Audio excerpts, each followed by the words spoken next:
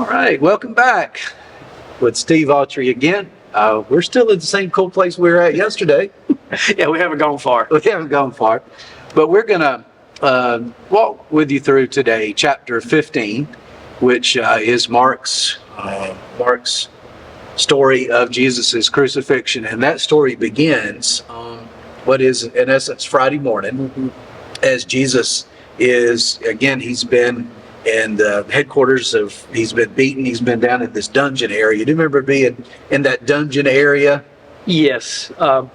We had the opportunity to be together in the Holy Land several years ago now. 14. And so underneath the house that they're almost Caiaphas' house that's been identified by archaeologists, there's a cistern somewhere that captures water in that place, as you know, the pretty arid place.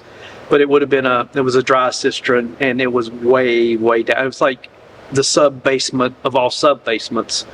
And we had the opportunity to go and be in that same spot, which most likely Jesus would have spent that night awaiting the verdict of the deliberations that were going on upstairs. And it was one of the more emotional parts of that trip, and one of the more emotional aspects of my personal walk with Christ.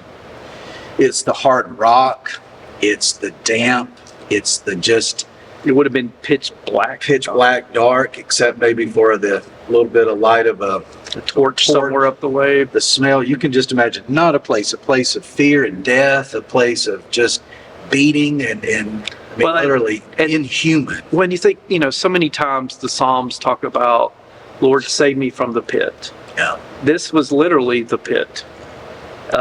And I cannot imagine, Jesus in Mark's gospel had already been to the Garden of Gethsemane, arrested, mistreated, been treated pretty roughly so far, and then to be just left down there by himself. So we pick up on chapter 15 that next morning and read just a brief portion of Mark chapter 15, verse 1. As soon as it was morning, the chief priests held a consultation with the elders and scribes and the whole council. They bound Jesus, led him away, and handed him over to Pilate. Now, we need to talk a little bit about who Pilate is. Pilate asked him, "Are you the king of the Jews?" He answered him, "You say so." Then the chief priest accused him of many things. Pilate asked him again, "Have you no answer? See how many charges they bring against you." But Jesus made no further reply, so that Pilate was amazed. So, Steve, who is this Pilate guy? He was the local Roman authority. He would have been kind of like a provincial governor. He's the one with the authority in the area.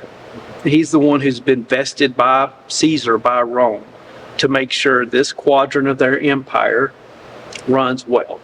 And he is then given all authority to make it run well. And maybe you've heard that term, the peace of Rome. The peace of Rome sounds like a really sweet thing. Everybody loves peace. But the peace of Rome was enforced ruthlessly. Brutal. And it came at the behest of the legions and their ability to suppress any dissent. Just the least little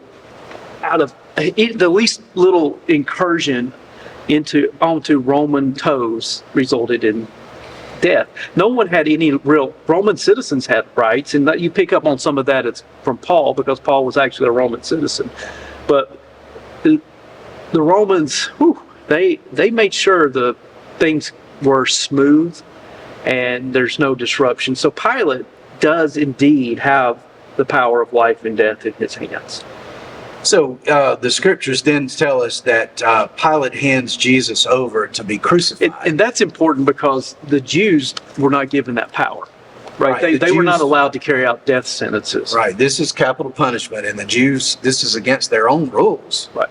And so they want Pilate to do their dirty work. Well, there's the only one who can do their dirty work, because the Romans are not going to give anyone else the ability to kill someone, because that's a form of power.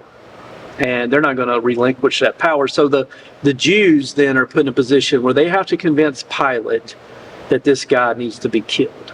And how do they do it? Well, they do it by telling him, hey, he says he's a king. Yeah. And that's a direct affront to Caesar. So if he's claiming to be a king, then that's treason. Therefore, he's a threat to the empire. Therefore, he should be killed. So Pilate hands Jesus over to be crucified. There's this story Mark tells about 3 prisoners, and Pilate says, I'll release one for you. And the crowd clamors not for Jesus, but for a man by the name of Barabbas. And it's important that we understand that in the New Testament Greek, that crowd can be as few as just a handful of people. So think about the timeline. Jesus has been under the cover of darkness, being tried by the Sanhedrin, or whatever we want to call them. He's brought to Pilate early in the morning. So it's 9 when he hands him over. So whatever the conversation Pilate had with Jesus happened before 9. And the only people who would have been there, who would even known Jesus had been arrested, were the ones who were with the temple authorities. So it's not like it's not like a massive crowd. And I think you can see that. There's an old movie called The Greatest Story Ever Told, where they bring Jesus out and there's hundreds of people out there and they all shout for Barabbas. That's not how it worked. It would have been a small group of people gathered in the antechamber courtyard that Pilate was in, that would have then said, we want Barabbas to be freed, not Jesus. So then he's handed over, and that's an interesting term. He handed over. Who's he handed over to? Mm-hmm. He's handed over to the professionals who are professional killers. And so then after this, then he is in the hands of the soldiers and leading back to the courtyard of the palace, where the governor's headquarters is. And they called together people and they clothed Jesus in a purple cloak. I think that's one of those bitter ironies that Mark and other gospel writers talk about. What's the significance of the purple cloak? Yeah, so purple is a sign of royalty. It's a mocking gesture. Well, you said you were a king, we're going to make you a king. Yeah, that's where the crown of thorns comes from. That's where the inscription above his head in all the languages. And Mark says that they began to mock him, saying, "Hail, King of the Jews!" So they struck his head, spit upon him, kneeled down in homage to him, Mark says. And after mocking him, they stripped him of the purple cloth and put his own clothes on him. Then they led him out to crucify. It's kind of like a cat viciously playing with a mouse that's cornered. And crucifixion, it was the Romans had perfected this ability, the technique, and it was meant to impose maximum pain, embarrassment, humiliation, and also serve as a deterrent to anyone else who would dare cross them. And so that involved severe beatings, that involved being whipped with a cat of 9 tails, a specific whip that had pieces of rock and glass and even metal in it that was designed to remove part of the flesh of the back.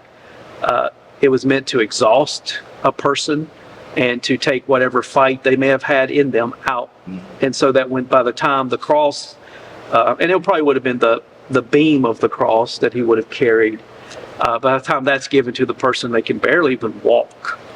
So you and I also got to make that trip called the Via Dolorosa, which is that trip through the streets of Jerusalem that would have led Jesus from this place out to just beyond the city wall. Yeah, just outside the city wall. And that was where, and so they would have had a designated place. And they probably would have had the uprights already in place because that's where they did their crucifixions. And one of the interesting things there is so many times we think of the cross being so high. We elevate the cross. And, most likely the Romans would have crucified him to where it would have been more at eye level. And the purpose was so that anyone who came by could look the person in the eye and see the pain, the humiliation.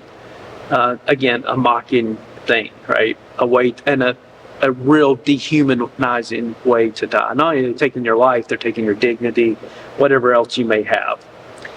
In the mid part of chapter 15, Mark spends a good bit of time just talking about not only the physical agony that Jesus would have been experiencing, but the agony of rejection. People are ridiculing him, they're spitting on him. It is as if the worst of the human condition Right. is on display. And all the people who would have been intimately aware of Jesus's crucifixion, the ones who were there were, most of them were the people who were with the temple authorities. So they would have been bringing all their frustration, all their anger, all their, they were 3 years of trying to get this guy. Now we've got him. Would have been unleashed on Jesus. So we're going to pick up tomorrow. Tomorrow is Good Friday, and I hope that you'll join us tomorrow. It is worth contemplating for us to even spend just a few minutes thinking about what does the death of Jesus mean? How did it occur? And worth reflecting upon this on that quote, oddly named Good Friday. We will look forward to seeing you tomorrow.